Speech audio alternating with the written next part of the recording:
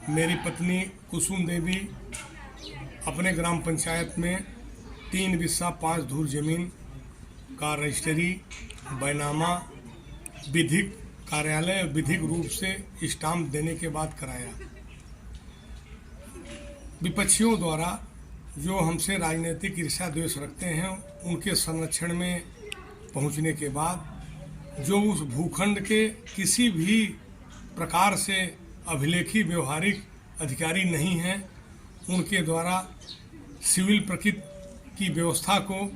राजस्व संहिता में जिसको सुधारने के दोष को बहुत से नियम हैं, उस पर कार्रवाई न करा करके राजनीतिक संरक्षण देकर हमारे विपक्षियों द्वारा मुकदमा सीधे हमारे पत्नी के ऊपर करा दिया गया। मुकदमा होने के बाद 419 20 67 68 120 बी का मुझे न्यायालय जिला सत्र न्यायाधीश द्वारा जमानत प्रदान की गई हमें हमारी पत्नी को, जिससे मैं जमानत पर हो गया तो पुलिस को मुंह की खानी पड़ी। हमारे राजनीतिक विपक्षी और जो इसमें सहयोग कर रहे थे हमारे गांव के कतिपय लोग, उनको ईर्ष्या द्वेष और आक्रोश का उनके मन स्थिति में अवतरण होना शुरू हो गया। वो व्याकुल होकर उसके बाद पुनः हमें षड्यंत्र करके मुकदमे में बझाने का चाल करने लगे। उसमें पुनः उनके संरक्षण में राजनीतिक प्रतिद्वंदियों के संरक्षण प्राप्त करके जनपद के पुलिस अधीक्षक आला अफसर से हमारे ऊपर सिविल प्रकृति के मात्र एक मुकदमा, मेरे पत्नी के ऊपर कोई मुकदमा आज तक नहीं है, 107 भी नहीं है। वो 2 बार से ग्राम पंचायत की प्रधान रही, मैं 6 बार क्षेत्र पंचायत सदस्य रहा, 3 बार लगातार औराई ब्लॉक में वरिष्ठ ब्लॉक प्रमुख रहा। विभिन्न राजनीतिक संगठन के कार्यों को देख करके उसके पदों को मैंने निर्वहन किया है। बसपा शासनकाल में इन्हीं लोगों के द्वारा मेरा शोषण किया गया, तभी से ये लोग मेरे प्रतिभा और मेरे समर्पण और मेरी समाज सेवा से द्वेष रख करके हमारे ऊपर नज़र गड़ाए हुए थे। कब इनका हम लोग ऐसा आचरण व्यवहार कर लें किसी न किसी कूटरचना और फर्जिफिकेशन से कि इनको शोषित कर लिया जाए। उसी क्रम में इन्होंने हमारे ऊपर गैंगस्टर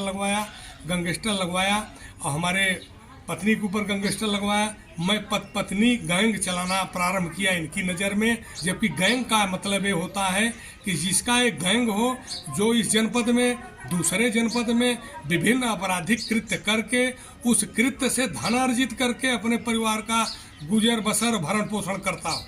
ऐसा कोई कृत्य क्रियाकलाप आज तक मेरे द्वारा न किया गया है, न मेरे खानदान द्वारा किया गया है। ये लोग केवल मात्र गांव की ईर्ष्या और हमारे राजनीतिक जो द्वेष रखने वाले राजनीतिक प्रतिद्वंदी हैं उनके द्वेष और संरक्षण एक साठ गांठ में इन दूरभ संधि करके उनके द्वारा ऐसा कृत्य किया गया। माननीय हाई कोर्ट ने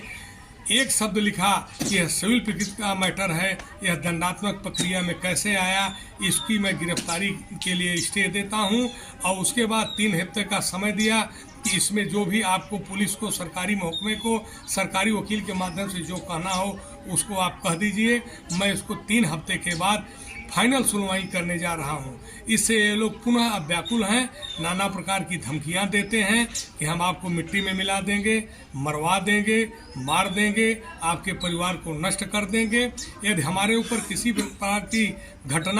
दुर्घटना या हमारे परिवार को या हमारे ऊपर किसी भी प्रकार का आक्रमण होता है तो हमारे जो राजनीतिक प्रतिद्वंदी हैं वो उनका संरक्षण और इन लोगों के ऊपर पूरी प्राथमिकी लिखी जाए और इन लोगों पर वैधानिक कार्रवाई हो। मैं यही कहना चाहूँगा। उसके साथ साथ यह भी कह रहा हूँ कि जो भी अभी जनपद में उन लोगों का सहयोग करने वाले भ्रष्ट अधिकारी कुंडली मार कर बैठे हैं, उनकी भी खैर इस समय वर्तमान सरकार जो माननीय योगी जी की एक न्यायप्रियता, पारदर्शिता और उसके बाद सनातन धर्म के प्रतिबिंब का अलौकिक दीपक जलाकर जो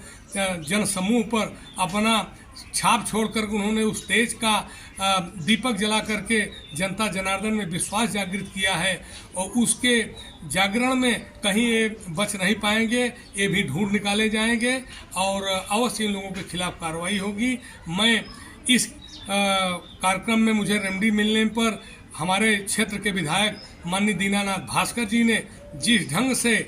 हमको उबारने का काम नहीं, न्याय की बात को बुलंद करने का काम किया, तो विपक्षी व्याकुल होकर के केंद्र के अनेक संगठन के पदाधिकारी भारतीय जनता पार्टी के और प्रदेश के भारतीय जनता पार्टी को और प्रदेश के सरकार के नेतृत्व माननीय योगी जी को और केंद्र में माननीय मोदी जी को इस ढंग से भ्रामक प्रचार करके सूचना पहुंचाने का काम करना प्रारंभ किया कि माननीय दीनानाथ भास्कर का इसी समय राजनीतिक नुकसान हो जाए। लेकिन वह ऐसी बिंदु को उन्होंने उभारा था कि वास्तव में जहां न्याय नहीं मिल पा रहा था उस न्याय के आवाज़ को उन्होंने बुलंद किया और उनके बुलंदी के नाते सत्यमेव जयते विजयते तराम हुआ, सत्य की जीत हुई। भले परेशानी कुछ पैदा हुई लेकिन इस परेशानी को तो सत्य आने के बाद अपने आप जनता जनार्दन और परिवार में विश्वास और हर्ष हो जाता है। तो मैं इस न्यायालय के न्यायिक प्रक्रिया से और माननीय विधायक के सहयोगात्मक प्रक्रिया से और उत्तर प्रदेश सरकार और भारतीय जनता पार्टी के केंद्रीय सरकार की घूर घूर साधुवाद और प्रशंसा करता हूं कि न्यायार्थ अपने बंधु को दंड देना धर्म है। जो जिस पद्धति से सरकार चल रही है इसको मैं सत सत नमन बंदन करता हूं। और एक अलग से एक बात कहना चाहता हूं कि इस समय सनातन स्थापित हो रहा है तो सनातन अपने आप में यही परिभाषित करता है कि आप अपना लें और जिसका दूसरे का है दूसरा ले, आप अपना हक ले दूसरा अपना हक ले। अब जहां इस पारदर्शिता का समावेश हो रहा है, संस्कृत स्थापित हो रही है, तो उस संस्कृत का मैं वंदन करता हूं। जय भारत, जय हिंद।